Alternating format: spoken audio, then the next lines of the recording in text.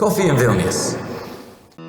The great composer Ludwig van Beethoven used to drink coffee every morning, brewed from exactly 60 ground beans.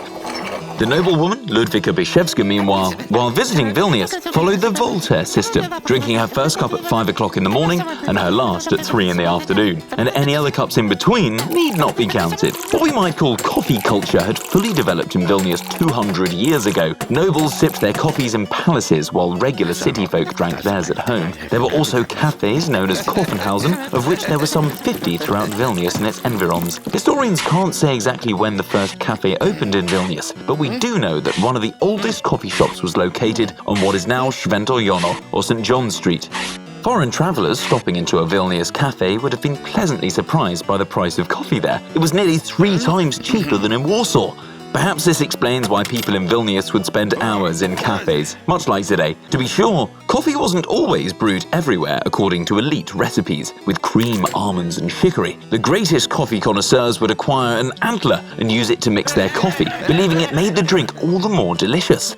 Coffee arrived in Europe about 400 years ago and was long associated with Turkey. Indeed, in Vilnius, people used Turkish words to describe different dishware. A cup and saucer were known together as filiżanka, and one brewed one's coffee in an imbric. We still have fans of Turkish-style coffee in Lithuania today. Coffee is ground very finely and then brewed over a very low flame in a special copper pot. Coffee became more popular in Vilnius after the coronation of Augustus II as ruler of the Polish-Lithuanian Commonwealth. His court in Dresden borrowed coffee drinking traditions from Paris and then helped spread the trend throughout Lithuania and Poland, with some local adaptations, however. Some nobles would drink their first cup of coffee in the morning with milk and sugar, and then another one with vodka. Like most novelties, coffee was a luxury item at first in Vilnius, but over time, most city dwellers could afford a cup of coffee. Coffee was especially popular among women, and wealthier homes soon boasted porcelain service sets and special coffee tables.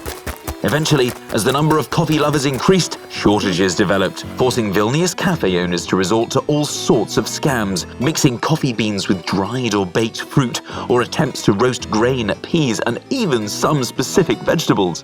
One of their discoveries endured all the way into the late 20th century, reused coffee grinds, scalding them a second time. In the late Soviet era, so-called pour-over coffee was sold in some Vilnius cafes. It cost almost nothing and was perfect for penniless students.